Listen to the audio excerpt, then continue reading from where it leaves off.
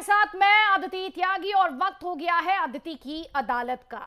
तो गुनाहों की फेहरिस्त कितनी ही लंबी क्यों ना हो, सजा तो मिलकर रहती है, फिर चाहे आप कोई भी हो, कोई भी यानी कितने ही बड़े बाहुबली ही आप क्यों ना हो। कुछ ऐसा ही हुआ है माफिया अतीक अहमद के साथ। जिस इलाके में उसके खौफ से कभी लोग कांपते थे, आज वहीं उसके गुनाहों का हिसाब किया गया। 100 से ज्यादा केसेस, लेकिन सजा का ऐलान आज। प्रयागराज की एमपी एमएलए कोर्ट ने माफिया अतीक को उम्र कैद की सजा सुना दी। अतीक समेत 3 आरोपियों को आजीवन कारावास, जबकि 7 आरोपियों को कोर्ट ने बरी भी कर दिया। जिस केस में सजा सुनाई गई वो 17 साल पुराना मामला है। यानी एक और बात कि समय कितना ही बीत जाए, लेकिन कानून के हाथ पहुंच ही जाते हैं और गुनाहों का हिसाब होकर रहता है।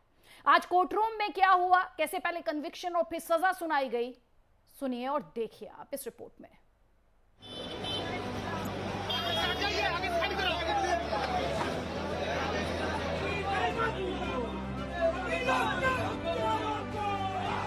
ये भीड़, ये हंगामा प्रयागराज की एमपी एमएलए कोर्ट का है, जहां 17 साल पुराने उमेश पाल अपहरण केस में कोर्ट ने बाहुबली अतीक अहमद समेत 3 आरोपियों को दोषी करार देते हुए उम्र कैद की सजा सुनाई।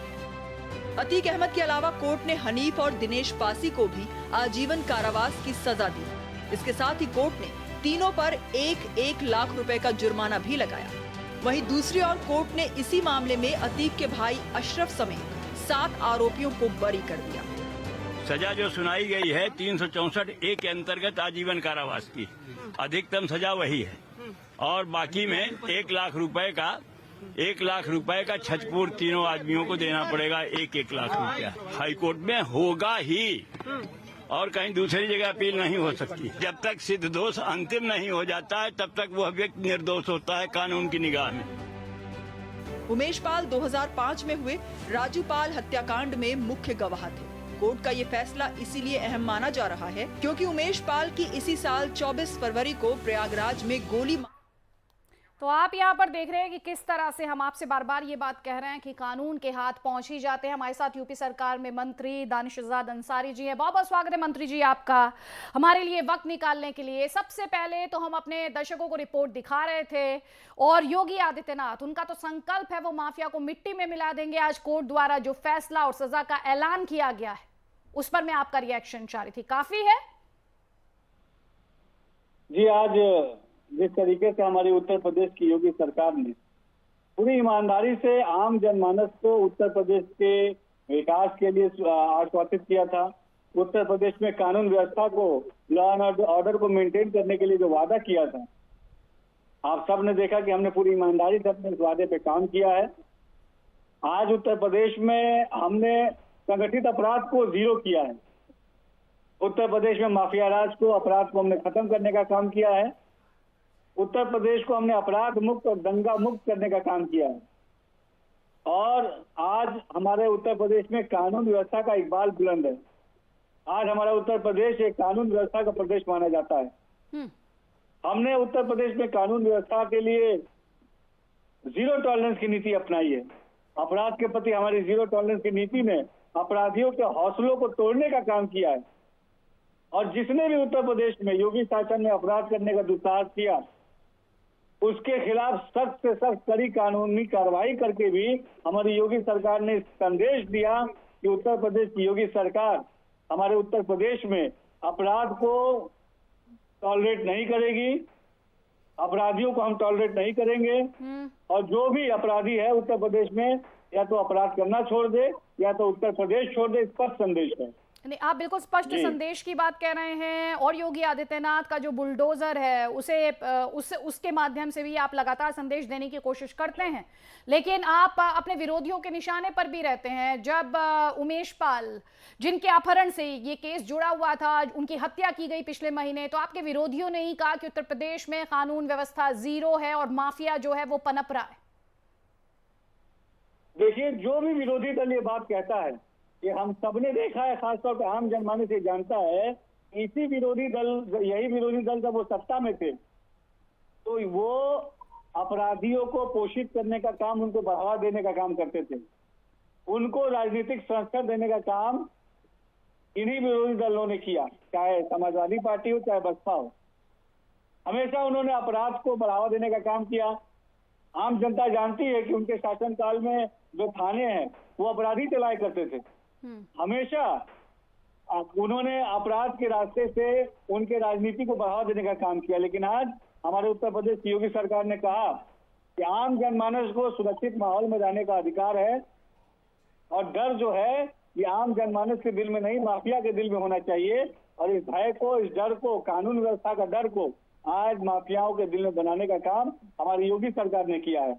और विपक्ष चाहे जितना भी गुमराह करने की कोशिश करे आम जनमानस को, आम जनता जानती है कि उत्तर प्रदेश की योगी सरकार संकल्पित है, दृढ़ संकल्प के साथ उत्तर प्रदेश में अपराध के खात्मे के लिए, उत्तर प्रदेश की तरक्की के लिए, हमारे प्रदेश के डेवलपमेंट के लिए हमारी योगी सरकार काम कर रही है। और यही बात विपक्षियों को हजम नहीं होती है, इसलिए इस तरीके के अफवाह फैलाते हैं वो। अच्छा, आप कह रहे हैं आपके विरोधी अफवाह फैलाते हैं, लेकिन दानिश जी क्या इस बात से इनकार किया जा सकता है कि बाहुबली जो है ये किसी ना किसी दल के साथ अलायन करते हैं? और जब आप बाहुबली मुक्त सियासत की बात करते हैं, आप बाहुबली मुक्त उत्तर प्रदेश की बात करते हैं, तो क्या आपको नहीं लगता ये अभी भी काफी काम करना बाकी है इस दिशा में? क्योंकि कम से कम 1 दर्जन बाहुबली ऐसे हैं जिन पर अब भी सवालिया निशान हैं। देखिए, हम उत्तर प्रदेश के समस्त 75 जनपदों में सुरक्षित माहौल देने का काम हमारी योगी सरकार कर रही है। और जितने भी माफिया हैं उनके प्रति हम जीरो टॉलरेंस की नीति अपनाते हैं। अपराधियों से कोई हमारे प्रदेश के सरकार की संवेदना नहीं है। हमने एक पूरी तरीके से, निष्पक्ष तरीके से कड़ी कानूनी कार्रवाई करने में भी हमारी योगी सरकार पीछे नहीं हटी। आज आप देख लीजिए, जो प्रयागराज में आज जो फैसला आया, ये योगी सरकार के प्रयास का नतीजा है। हमारे प्रयास आज धरातल पे दिख रहे हैं। ग्राउंड लेवल पे हमने एक सुरक्षित माहौल बनाने का काम किया है। उत्तर प्रदेश के आवाम के मन में एक विश्वास पैदा करने का काम हमने किया है।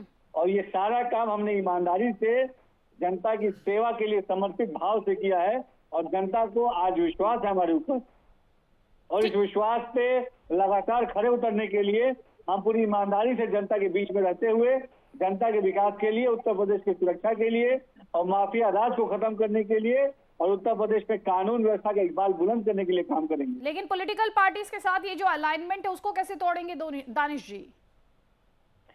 देखिए, आज हमने उत्तर प्रदेश में दावे के साथ कह सकते हैं कि हमने उत्तर प्रदेश में माफिया राज की कमर तोड़ी है। हर जनपद में हमारी बहुत ही सख्त कार्रवाई चल रही है। ग्राउंड लेवल पे अगर आप पुलिसिंग देखेंगे तो पुलिसिंग का मोरल आज बूस्ट हुआ है।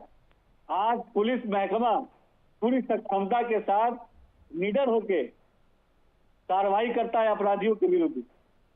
हमने उत्तर प्रदेश को आगे बढ़ाने के लिए उसकी क्षमताओं को बढ़ाने का काम किया है।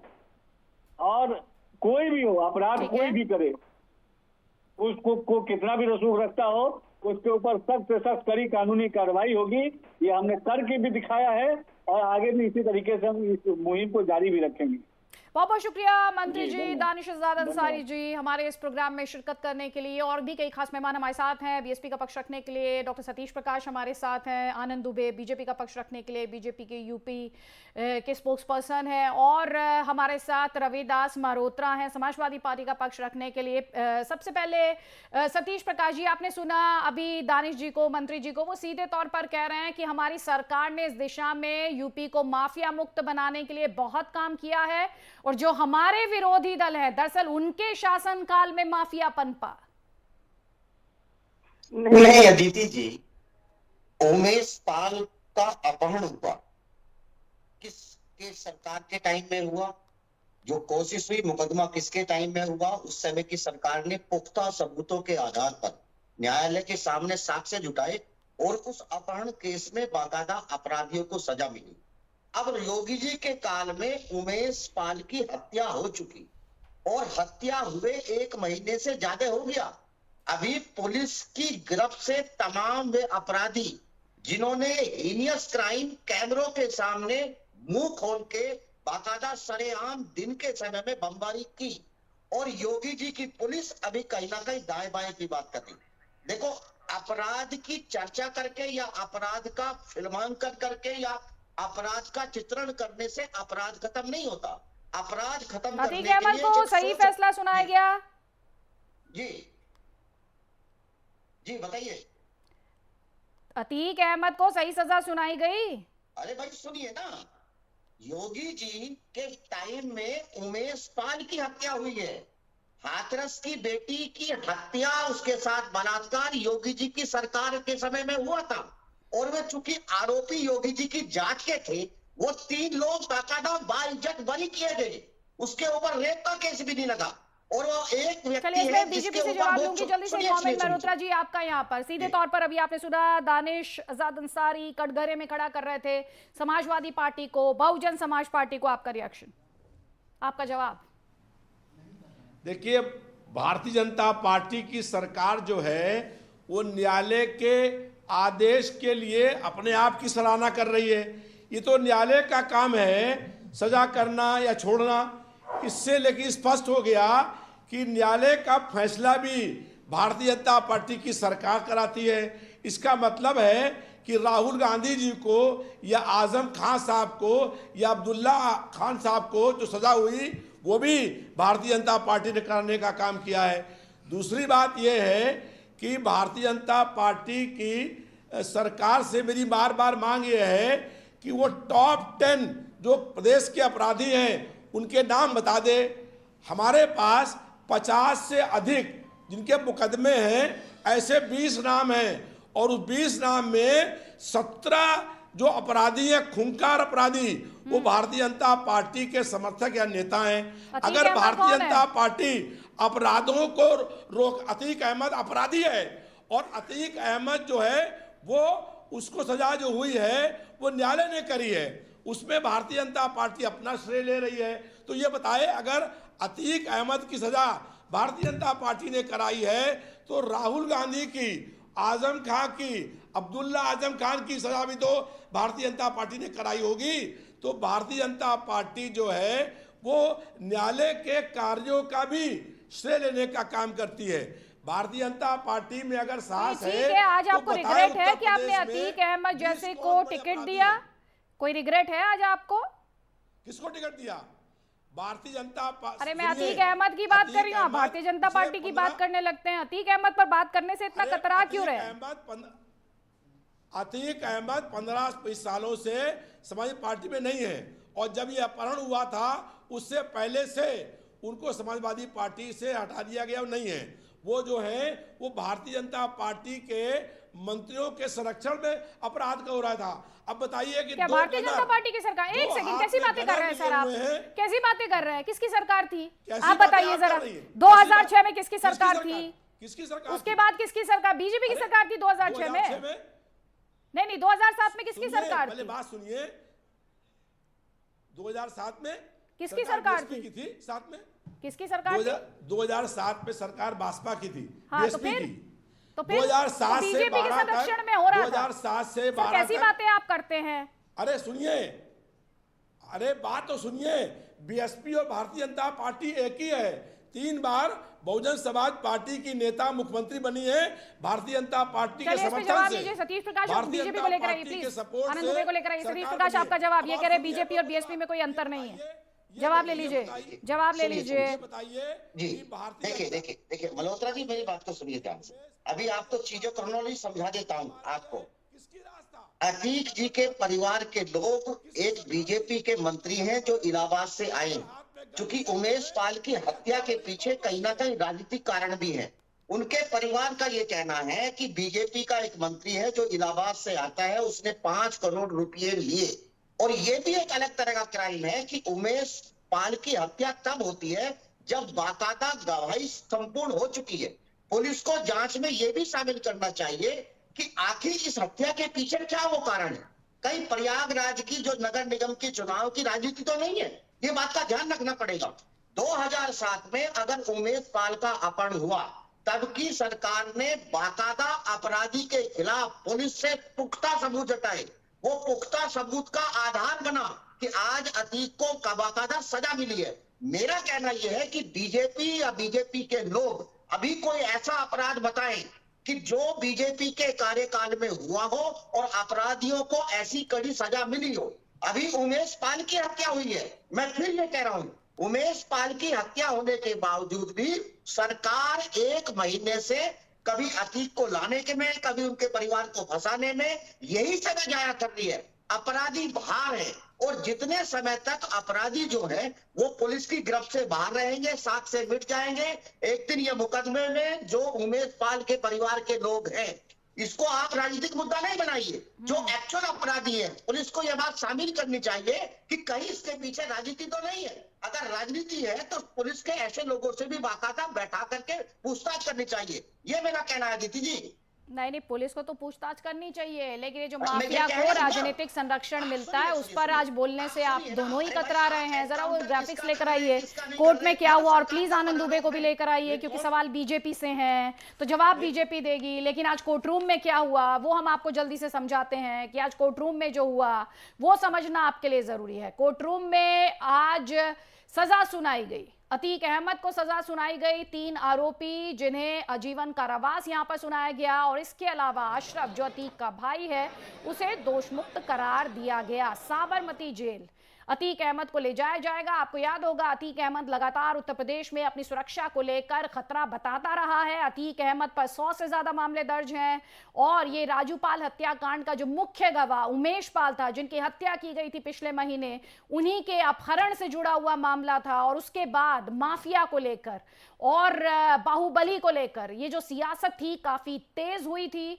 और इस अपहरण कांड में, उमेश पाल अपहरण कांड में भी और हत्याकांड में भी, और खासतौर पर अगर हत्याकांड की बात की जाए उमेश पाल के, तो उसमें अतीक अहमद ही नहीं उसके पूरे परिवार पर संगीन आरोप यहां पर लग रहे हैं। और एक तरफ ये माफिया डॉन अतीक अहमद, राजनीति के अपराधीकरण से जुड़ा हुआ मामला, क्योंकि आपने देखा किस तरह थोड़ी देर पहले दानिश-ए-ज़ाद अंसारी जो थे वो समाजवादी पार्टी और बीएसपी दोनों को ही कटघरे में खड़ा कर रहे थे, क्योंकि दोनों ही पार्टियों के साथ इसके संबंध रहे और इस पर सियासत भी बहुत हुई।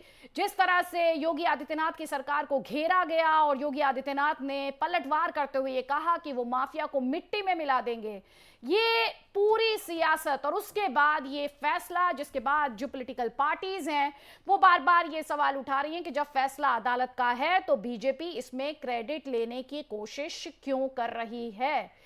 लेकिन सतीश प्रकाश जी, अतीक अहमद जिसे आज सजा सुनाई गई, क्या उसका आपकी पार्टी से कोई संबंध नहीं रहा? कोई संबंध नहीं रहा। अदिति जी, अतीक देखिए, अतीक अहमद से बहुजन समाज पार्टी का कभी कोई संबंध नहीं रहा। लेकिन एक बात मैं जरूर कहूंगा, ये सवाल आप बीजेपी से पूछिए। कुलदीप सेंगर बीजेपी का विधायक था, बीजेपी के कार्यकाल में उन्होंने उस लड़की के साथ बलात्कार किया, उसके पिता की हत्या की। आजकल वो जेल में है, जेल से बाहर है। बीजेपी का एक बड़ा लीडर, सुनिए, गृह मंत्री रहे, राज्य गृह मंत्री, बड़ा मंत्रालय होता है। बाकायदा वो व्यक्ति एक लड़की से बाकायदा तेल मालिश, जिस तरह की वीडियो उसके थे, उस मंत्री ने ये कहा, योगी जी से कहा, सरकार से ये कहा कि जब तक मैं जेल के अंदर नहीं जाऊंगा आप फर्जी मुकदमा लगा करके इस लड़की को भी कहीं ना कहीं जेल में डालिए। मेरा कहना यह है कि तमाम वे अपराधी, अभी आप उत्तर प्रदेश के तमाम अपराधियों के टॉप 100 या टॉप 20 की लिस्ट जारी कीजिए ना। एक जाति विशेष के कहीं ना कहीं उनकी जाति मुख्यमंत्री जी से आकर के मिलती है, ये मैं दावे के साथ कह रहा हूँ। अच्छा, आपने जाति भी ढूंढ के निकाली है, यही तो दिक्कत है। नहीं सतीश जी, आपकी बात कुल मिलाकर आपका आर्गुमेंट जो है वो जाति पर चला जाता है। सर, बाहुबली की जाति आप लोग बताने लगते हैं, आप अपराधी की जाति बताने लगते हैं, आप अतिक्रमण करने वालों का धर्म बताने लगते हैं। सर, ये कैसी सियासत है? ये कैसी सियासत है? जाति पर क्यों चले जाते हैं आप लोग? कानून व्यवस्था की जो रॉन्ग साइड है उस पर एक्शन होना चाहिए। राजनीति की खूबसूरती ये मुझे कहना चाहिए या मजबूरी समझना चाहिए मुझे कि आप उसमें भी धर्म और जाति ले आते हैं। सतीश जी, है ना, उत्तर प्रदेश अपराध मुक्त इसलिए नहीं हो रहा कि उत्तर प्रदेश सरकार अपराधियों की जाति और धर्म देख करके कार्रवाई करती है। किसी भी सरकार का नजरिया जब तक जातिवादी या धार्मिक रहेगा उस प्रदेश से कभी भी अपराध मुक्त प्रदेश नहीं हो सकता। अभी भी समय है, सरकार को समझना चाहिए। पिछले 5 साल योगी जी ने यही बातों में गंवा दिया। उत्तर प्रदेश में अपराध जो है कहीं ना कहीं चरम के ऊपर है। अभी लोकसभा में जो टेनी है, जो राज्य गृह मंत्री है, बाकायदा लोकसभा के पटल पर उन्होंने कहा कि भारत में 2018 से लेकर के 2022 तक इस देश में 2,82,000 दलित उत्पीड़न के मुद्दे हैं, लेकिन 50,000 नहीं, अब आप दलित उत्पीड़न पर, सर एक मुद्दे पर आप रहते नहीं है सर।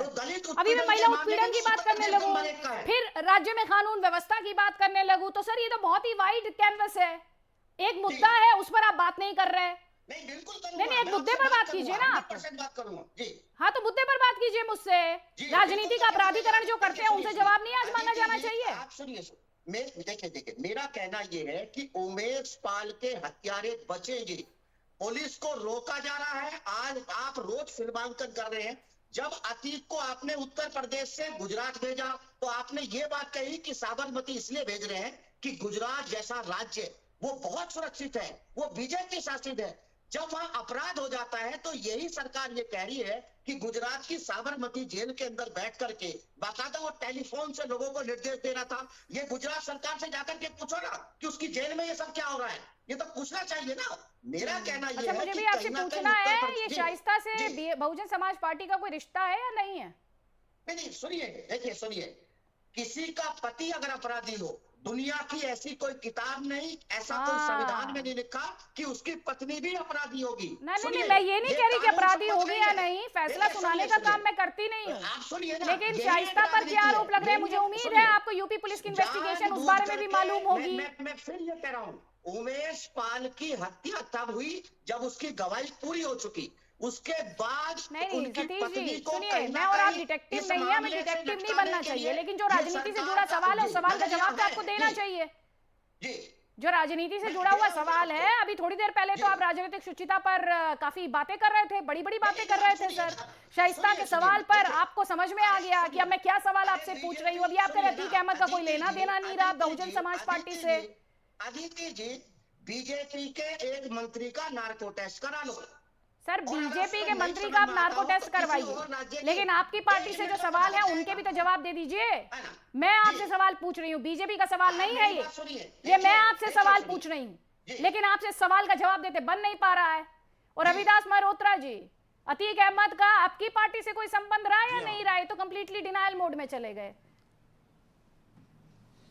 देखिए सुनिए, हम लोग हमेशा जो अपराधी हैं और अपराध हैं उसके खिलाफ रहते हैं। कभी भी कोई अपराधी है, हम लोग लगातार ये मांग करते हैं कि कोई भी अपराध करता है, वो किसी भी जाति का हो, किसी भी धर्म का हो, उस पर के खिलाफ कार्रवाई होनी चाहिए। अगर कोई अपहरण करता है, हत्या करता है, बलात्कार करता है, बहन और बेटियों के साथ राजनीति का अपराधीकरण जो होता है सर, उस पर क्या कहेंगे? ऐसा बिल्कुल गलत है, कह तो रहा हूं, कैसे कहूं, आप सुन तो लीजिए। अरे मैं सुन रही हूँ सर, कुछ बातें सिर्फ बातें होती हैं, कथनी और करनी में अंतर होता है सर, इसलिए मुझे आपको टोकना पड़ रहा है। आप भारतीय जनता पार्टी की प्रवक्ता बनिए, आप एंकर रहिए। मेरी बात ध्यान से, रविदास मल्होत्रा जी आपसे जो सवाल करते हैं ये बहुत पुराना स्टंट हो गया। सुनिए ध्यान से, ये मुझे डिबेट करते हुए एक अरसा हो चुका है। रविदास मल्होत्रा जी, आपको ये पता होना चाहिए कि जब तर्क खत्म हो जाते हैं तब आप जैसे नेता निजी हमले करने लगते हैं।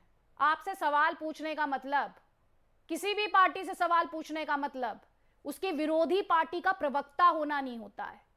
क्योंकि आपके पास जवाब नहीं है तो आप निजी हमले करेंगे। मैं आपसे बस इतना ही कहना चाहती हूं, नेक्स्ट टाइम मेरे डिस्कशन में आइएगा तो बेटर प्रिपेयर्ड आइएगा, क्योंकि ये सवाल पूछे जाएंगे, ये सवाल आपसे जनता भी पूछ रही है, तो ध्यान रखिए। बहुत बहुत शुक्रिया सतीश प्रकाश और मल्होत्रा जी हमारे इस डिस्कशन में शामिल होने के लिए। हम यहां पर रुक रहे हैं एक छोटे से ब्रेक के लिए।